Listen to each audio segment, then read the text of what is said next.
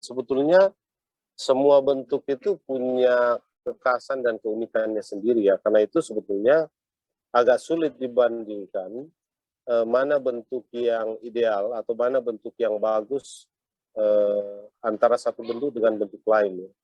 Karena ini akan sangat tergantung dari konteks katakanlah ya masing-masing lembaga ya, apakah gereja atau lembaga-lembaga lain ya.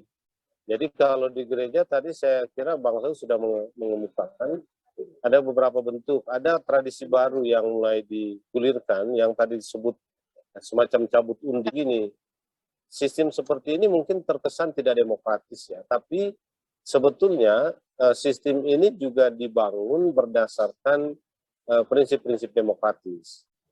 Jadi kita nggak bisa bilang bahwa itu tidak demokratis karena prosesnya. Jadi sistem itu kita harus lihat prosesnya. Kalau kita bayangkan pemilu ya sebagai sebuah mekanisme suksesi kepemimpinan negara misalnya, kan pemilu ini tidak hanya pada hari H, di mana semua orang itu terlibat dalam TPS untuk menentukan siapa yang mau dia pilih. Tapi ada mekanisme yang panjang kan. Tapi yang pasti begini, dia bagaimana anggota ya, anggota lembaga itu ikut terlibat dalam proses pengambilan keputusan. Harus ada perlakuan yang setara ya.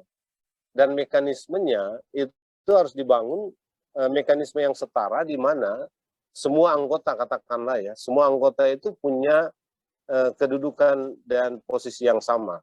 Bahkan ada pengakuan, penghargaan, dan perlindungan terhadap hak anggota. Mekanisme dan prinsip itu bukan segala-galanya, gitu ya, karena dalam banyak kasus mungkin ya mekanisme dan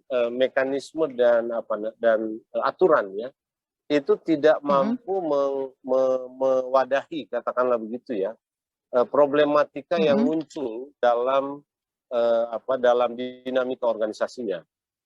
Nah, karena itu sebetulnya tetap harus ada nilai dan prinsip di baliknya. Kalau kita merujuk kepada organisasi-organisasi gereja katakanlah, ya pegangan kita yang paling utama itu kan kitab suci ya, Alkitab. Yang dikemukakan Bang Saud di awal itu harus menjadi nilai ya.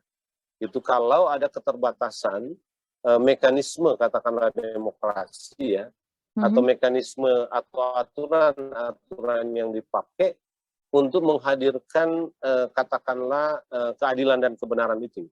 Karena di sini persisnya problem kita sebetulnya dalam konteks kehidupan berdemokrasi seringkali ada penekanan ya atau ada asumsi atau ada wacana yang dibangun bahwa mekanisme dan proses itu paling penting gitu.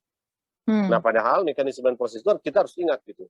Mekanisme dan proses itu hanya alat untuk mewadahi proses demokrasi atau demokrasi itu berlangsung dengan baik ya. Tapi kalau ada nilai, ada prinsip-prinsip di balik itu yang dilanggar, nah semestinya ada mekanisme koreksi juga gitu ya terhadap mekanisme itu untuk mencapai apa yang kita sebut sebagai katakanlah kebenaran atau keadilan itu ya.